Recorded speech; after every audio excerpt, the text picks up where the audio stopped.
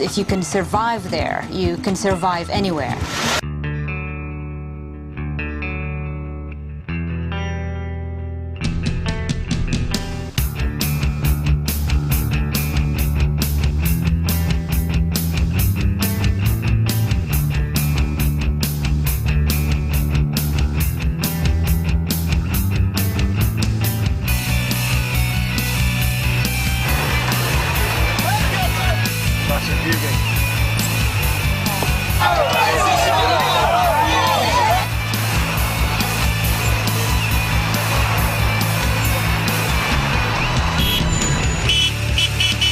Lagos is the African New York now. You know, this is New York in Africa. So what does everybody think of Lagos? It's nice, tidy, and good.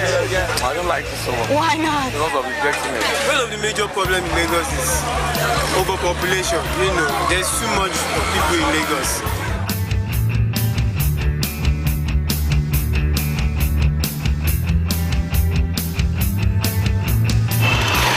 Lagos is the craziest place I've ever been.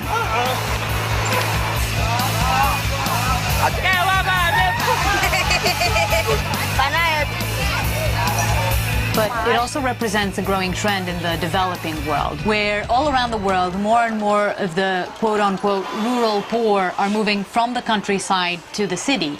And they keep on coming despite the lack of jobs, proper housing, the crumbling infrastructure, and the high rates in crime. We estimate about 6,000 people arrive in Lagos every day because they believe that the streets of Lagos are paved with gold. This influx of people is probably going to pose some of the greatest challenges of our time. And Lagos definitely challenges whatever idea you might have of what the city of the future is going to look like. So what we set out to do in our short time there was to take a look at some of the critical issues facing the city. And this is sort of our whirlwind tour of Lagos.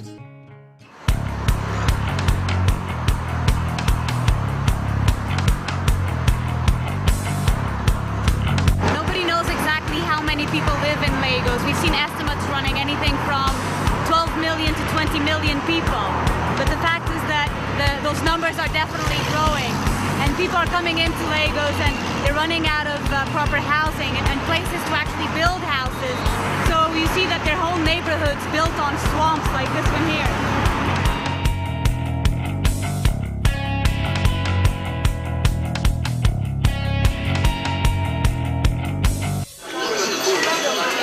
So to go over the bridge we have to pay, yeah? We pay 5 naira, which is less than 5 cents. Yes? Can I come in? Come in. Come and take ticket. You take ticket, right? Oh, ticket, thank you. Yeah, you come. Oh, are you coming? You want to cross? You want to cross? The tower over there. The tower, yeah. That will show you the difference. We're here with Iberi. He's a filmmaker here in Lagos, and he's come to show us the slum. And he's telling us the impressive thing about this slum is that the only thing that separates the slums from the rich area is this dirty water, which basically opens sewage, right? This mass migration of people into Lagos has created these sort of neighborhoods that do not officially exist. And if it weren't for the hijacked electricity, they'd basically be off the grid because the public services that are already very limited in Lagos just can't keep up with the pace of expansion. And often what begins as a squatter camp quickly develops into a sort of a city within a city.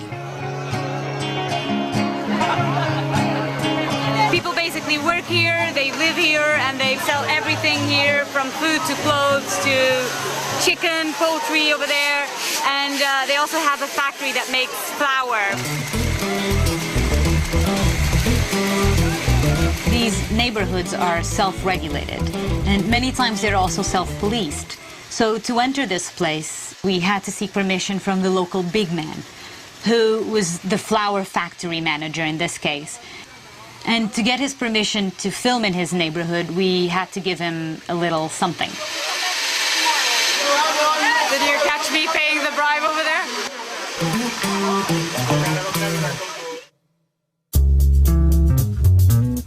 People come to Lagos from all over the country to try to make it. It's like anywhere else in the world where people go to the big cities to look for jobs. The problem is that Here, there aren't many jobs available, so you see people trying to invent or improvise in order to earn a living. For example, traffic is a major problem here in Lagos, and one man's headache is another man's opportunity. So you see all these guys that are walking around in traffic, going from car to car, selling everything from magazines to water, food, toilet bowls. We even saw a guy back there with a sewing machine on his head offering his sewing services. It's like one big roaming market.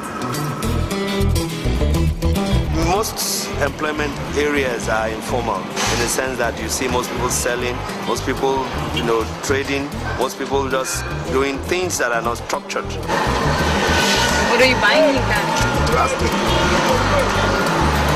We consider about 80% or 85% of total employment force. So the informal economy in Lagos is actually 80% yes, of the economy is informal. Yes. So that is the formal economy, you would say. Yes, indirectly, yes.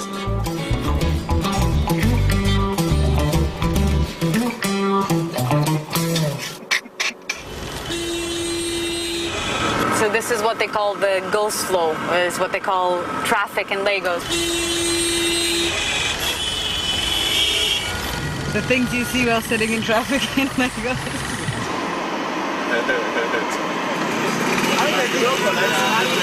This is a great example of how people adapt to living in Lagos. There's a lot of traffic. It's one of the biggest problems in the city. So this guy has adapted his own handlebar to navigate through traffic. Look at this. He says a lot of people have this sort of handlebar. Yeah.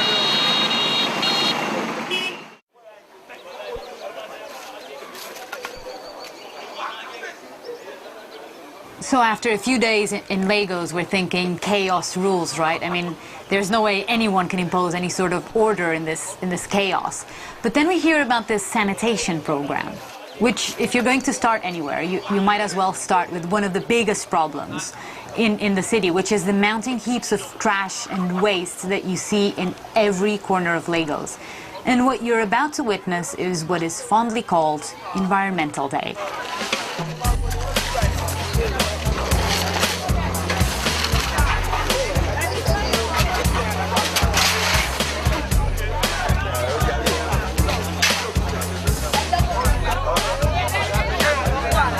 3 years ago, the government started Environmental Day, which is basically a big cleanup day, where it's mandatory for people to clean the gutters, sweep the streets, collect garbage.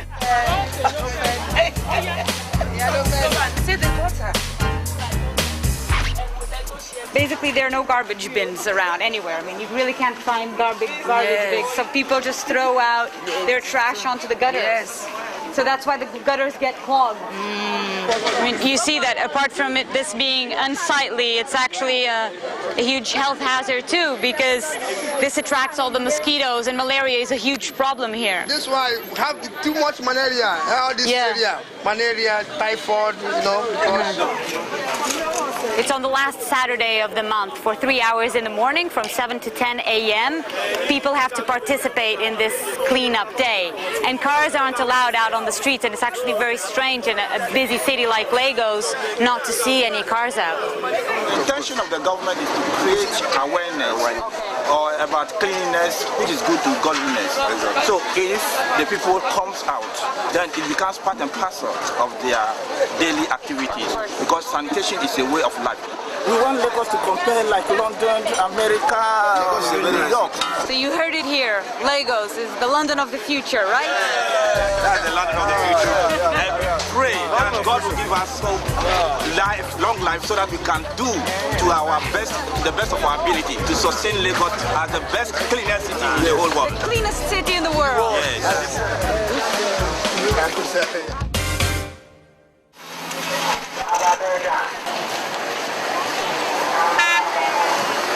This is part a market, part a motor park. This is what they call here is a bus station, basically. It's one of the busiest places in Lagos.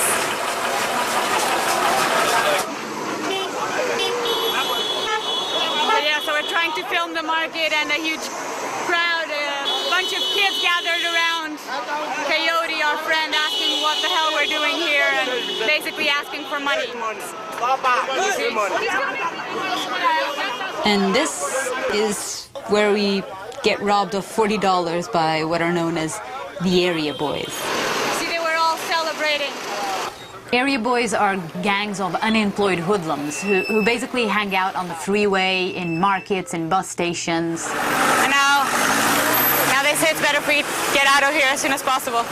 They extort money from anyone who comes into their territory.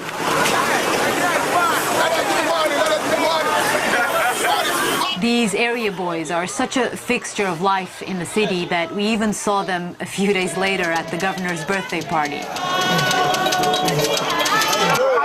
birthday, Governor! Happy birthday!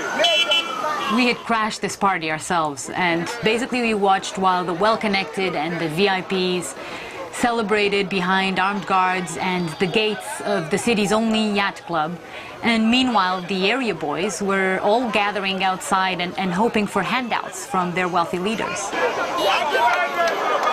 Security is an issue in most major cities, but the difference is that in Lagos you see the rich and the powerful traveling around with armed escorts, while the rest of the population is pretty much left to fend for themselves. But even when it comes to security, Lagosians have found an interesting way to adapt. Which brings us to our last day and the most bizarre experience we had in this fantastic city of Lagos.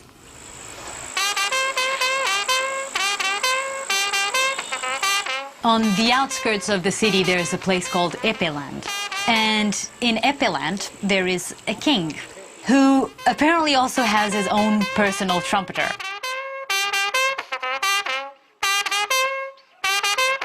This king, the king of Epeland, ensures the security of the people that live in this neighborhood the old-fashioned way. Hello, Your Highness. We need more police service, and at the same time, we have to use a traditional way of curbing crimes. What we did is that we arranged a vigilante group. That's what we use as our security.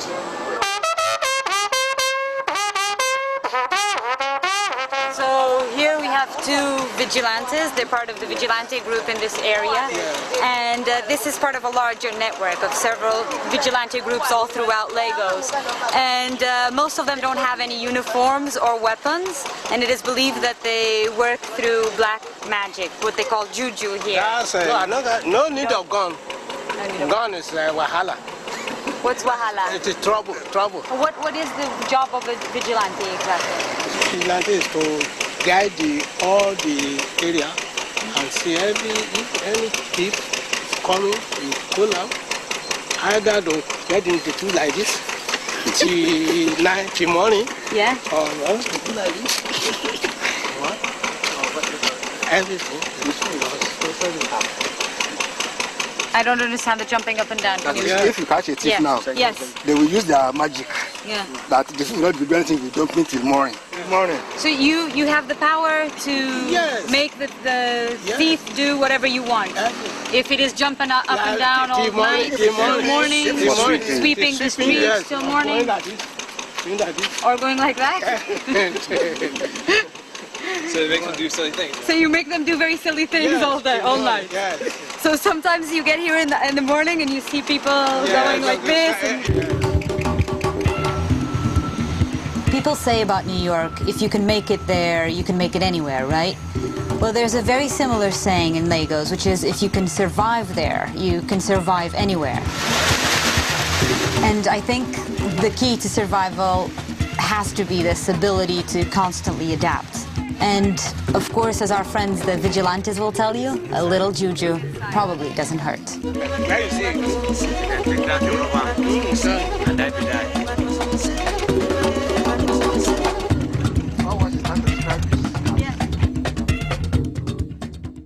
See more Vanguard Wednesdays at 10 p.m. on Current or online at current.com/Vanguard.